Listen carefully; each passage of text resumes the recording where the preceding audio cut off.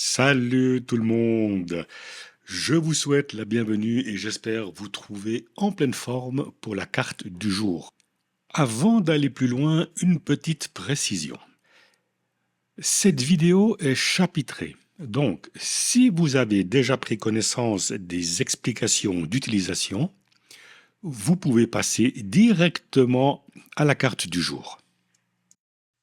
Avant de continuer avec l'oracle des 53 clés de sagesse, je vous dois quelques explications. Chacune de ces cartes est liée à une série numérique. Et ça va demander de votre part un petit travail personnel si vous vous êtes reconnu dans les différentes questions que la carte pose. Ces cartes agissent comme un miroir de l'inconscient et vous trouverez souvent une résonance dans les images ou dans les messages que ces cartes véhiculent. Donc, je vous invite, au-delà du message que la carte vous envoie, à vous imprégner vraiment de l'image. Laissez cette image vous parler. C'est important ici de regarder la vidéo tout en écoutant, car l'image peut vous apporter des éléments de réponse ou de réflexion à la ou aux questions que vous vous posez. Pour les besoins de la vidéo, je vais simplifier la pratique que demande l'utilisation de ce jeu. Si vous êtes intéressé par acheter cet oracle, eh bien, je vous invite à prendre contact directement avec Jean-Marc Meyer. Vous trouverez son adresse mail dans la description de cette vidéo. Alors, en règle générale, l'utilisation des séries numériques se fait jusqu'à ce qu'on obtienne le résultat escompté. Si le message de la carte vous parle et si les questions posées vous interpellent, je vous donne ici la marche à suivre. Elle est la même pour n'importe quelle carte. Donc, dans un premier temps, vous allez faire une déclaration d'ouverture avec la phrase suivante. Je m'extrais de la conscience collective et de mon histoire personnelle.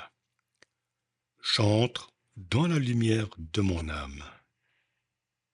Je suis dans l'esprit du Créateur, je vois, et j'agis comme le Créateur voit et agit. Ma transformation contribue au développement harmonieux de tous et de tout ce qui est et au salut global.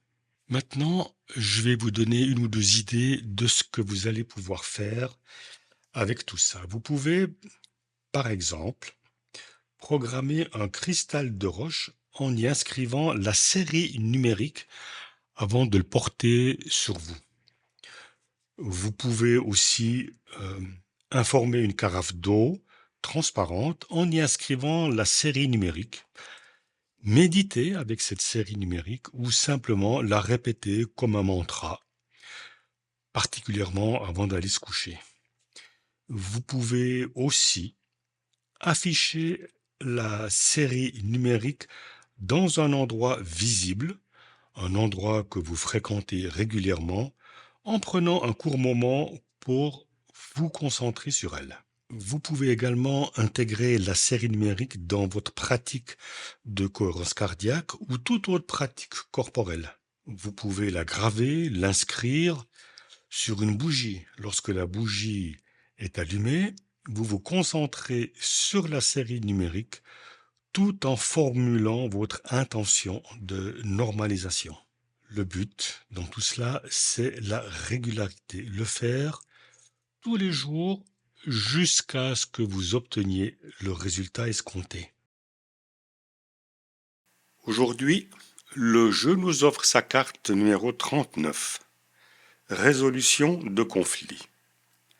La suite numérique est 5, 1, 8, 7, 1, 6, 3, 1, 9, 4, 1, 4.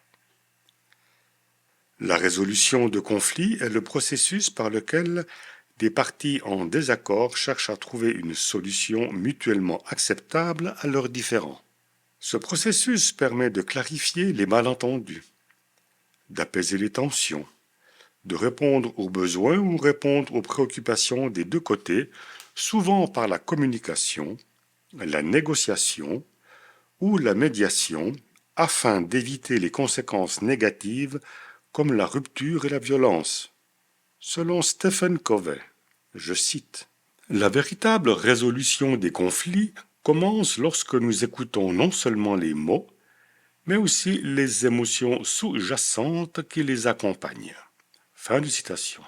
Observer sans juger, exprimer ses sentiments, identifier les besoins sous-jacents et formuler les demandes claires et réalisables, telles sont les bases d'une communication non violente favorisant une résolution pacifique de conflits.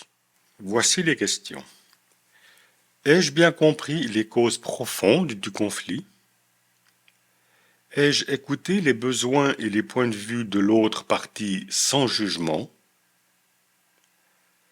Suis-je prêt à faire des compromis pour trouver une solution équitable? Comme nous en avons l'habitude maintenant, je t'invite à prendre un petit moment rien que pour toi. Face au conflit, notre premier réflexe est souvent de résister, d'imposer notre vérité. Pourtant, la sagesse nous enseigne une autre voie. Observe, écoute et laisse le courant de la vie guérir. L'eau ne lutte pas contre l'obstacle. Elle le contourne, elle s'adapte et finit par l'adoucir. Ainsi, plutôt que de combattre avec force, choisissons la souplesse. Le Tao Te Ching nous enseigne l'harmonie, non pas par l'inaction, mais par le refus de forcer. Être souple, c'est être invincible, disait Lao Tzu. La haine ne s'éteint jamais par la haine, mais par la bienveillance. Un mot posé, un silence bien placé peuvent désamorcer une colère bien plus sûrement qu'une riposte. Souvenons-nous de ce que nous enseigne Bouddha. Toute souffrance naît de l'attachement. Parfois, ce n'est pas l'autre qui est notre adversaire, mais notre propre attachement aux illusions. Nos certitudes, nos peurs nourrissent le conflit. Ajustons notre voile plutôt que de lutter contre le vent. Apprenons à écouter, à voir les choses avec clarté, car c'est dans l'instant présent que réside la paix. Être présent comme la montagne face à la tempête, répondre avec douceur sans nourrir le feu. Le conflit alors devient une danse où chaque pas vers la paix révèle l'unité cachée. Le vrai courage, en somme, n'est pas d'avoir raison, mais de choisir l'harmonie. Voilà les amis, c'est terminé pour aujourd'hui. Je vous souhaite une excellente journée. Faites-vous du bien et surtout prenez soin de vous. Si ça n'est pas encore fait, profitez de vous abonner et d'activer la clochette pour être notifié à chaque nouvelle vidéo. Je vous donne rendez-vous demain pour une nouvelle carte des 53 clés de sagesse. Bye bye.